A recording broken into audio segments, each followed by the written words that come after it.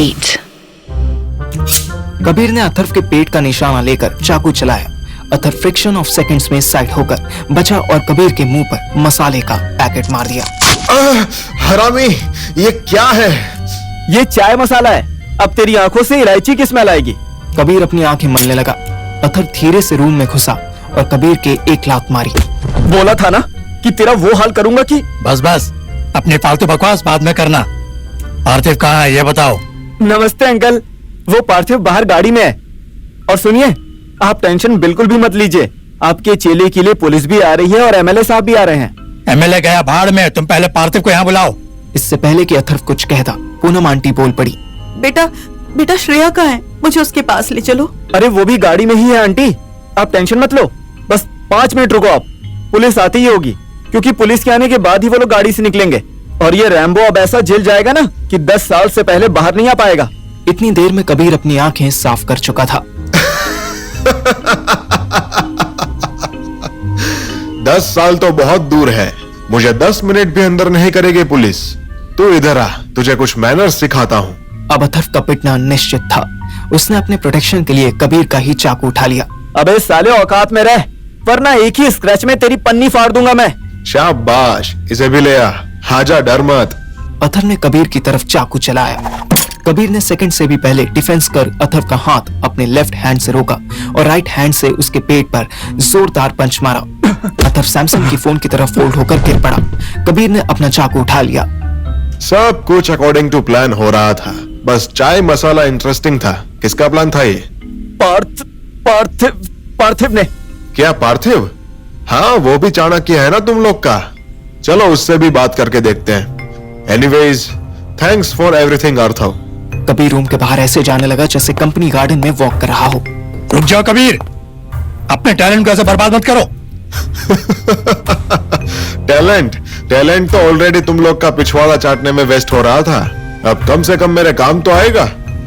और भूलना नहीं, आपको मुझे सेफ पैसेज देना है। मैं ऐसा नहीं करूंगा, चाहे जो करना है कर डालो। अच्छा, जो करना है कर डालूं?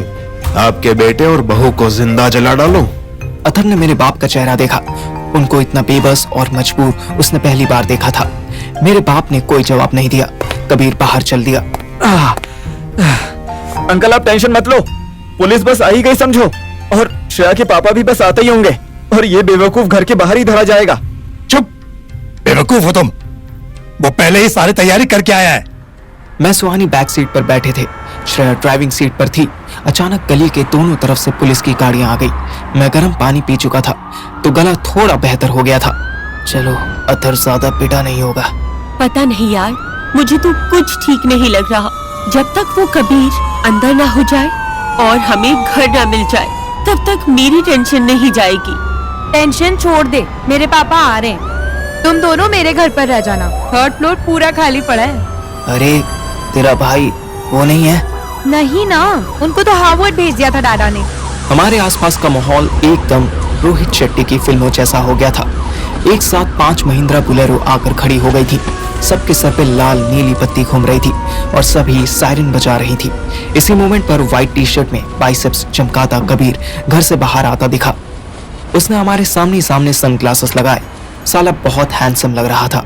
मैं तो भगवान जी से लाख बार थैंक यू बोलता हूँ कि उन्होंने मुझे इतना हैंडसम नहीं बनाया, वरना ऐसा मास्टरमाइंड और कबीर जैसी बॉडी लेकर तो मैं रावण से भी ज्यादा घमंडी हो जाता। तभी श्रेया गाड़ी से बाहर निकली। श्रेया प्लीज रुक जाओ ना 2 minute. Don't worry, my father is here. Kabir का फेस देख लग रहा था कि उसको 5 बुलेरो भर के आए पुलिस वालों की घंटा परवाह नहीं थी। उसकी और श्रेया की निगाह मिली। धूप सर पे चढ़ चुकी थी। श्रेया ने गाड़ी में हाथ डालकर अपना चश्मा भी उठा लिया। सेम टाइम पर एक एम्बेसडर आकर रुकी। उसमें 2 गनमैन के साथ श्रेया के अति फेमस पिताजी बाहर निकले। वो ब्लैक सफारी सूट पहने, नाटे से, मोटे से, मूंछ वाले भद्दे से दिखते अंकल थे। उन्हें देखकर मैं श्योर हो गया कि श्रेया अपनी मम्मी पर गई थी। मुझे ऐसा लगा कि अब पुलिस वाले कबीर को पकड़ के धोना शुरू कर देंगे। वो तो बाहें फैलाए शाहरुख खान की तरह श्रेया की पापा की तरफ बढ़ा और दांत दिखाता बोला, लाल जी को प्रणाम। पैरी पौना लाल जी। उसके पापा का नाम मंदन लाल उपाध्याय था। कबीर उनको एक सेंटेंस में 3 बार लाल जी बोल चुका था। फर्स्ट इंप्रेशन से तो यही लगा कि ये दोनों परसों पुराने दोस्त थे। हाँ भाई कबीर, ऐसे अचानक आने की बजाय बता के आया करो ना, तुम्हारी अच्छी खातिरदारी कर सकेंगे हम। श्रेया के तोते उड़ गए। उसे उम्मीद थी कि उसका बाप उसे हर हाल में प्रोटेक्ट करेगा, उसका फेवर लेगा।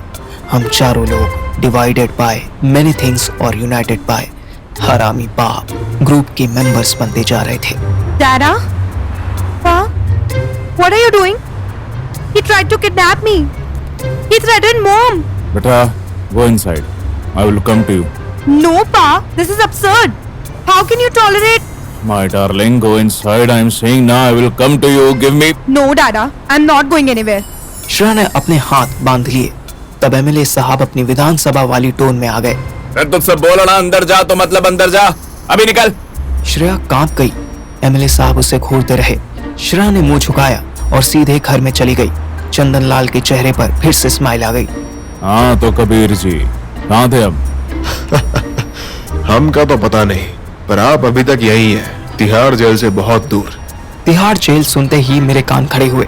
अब मैं 100% श्योर हो गया था कि कबीर ने एमएलए साहब को कोई बॉर्नवीटा खोल के पिलाया था। तभी एक पुलिस वाला आया और मुझे और सुहानी को बाहर आने के लिए कहने लगा। हमने क्या किया है सर? ये जवाब भी चंदनलाल ने ही दिया। हेलो बेटा, you must be Parthiv right? Shreya तुम्हारे बारे में बात करती है। खुला झूठ बोल रहे थे।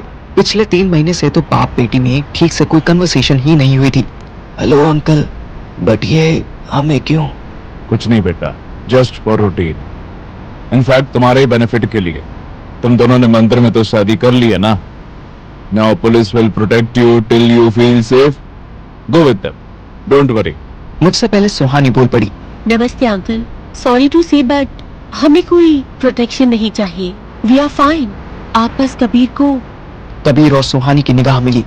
देखिए मेरा मतलब साफ है, कबीर जी से कह दो कि वो हमें तंग ना करे, हम चारों को तंग ना करे। श्योर बेटा, वही बात करने के लिए मैं अर्जेंट मीटिंग छोड़कर यहाँ आया। जाओ तुम इंस्पेक्टर, इनको इनके घर लेकर जाओ। अगर फैमिली रहने के लिए मना करे तो मुझे बताओ। पुलिस वालों ने गाय की तरह सर हिलाया और हमें बुलेरो में बिठा लिया। हम दोनों वापस करोल बाग की तरफ चल दिए। ये फर्स्ट टाइम था कि मैं थोड़ा रिलैक्स हुआ था, पर सुहानी को इन पुलिस वालों पर भरोसा नहीं हो रहा था, जबकि हमेशा शक करना तो मेरा काम था। हमारे निकलते ही अथर भी नीचे आ गया था, लेकिन जब तक वो हमें रोकता तब तक पुलिस वाले ने जीप दौड़ा दी।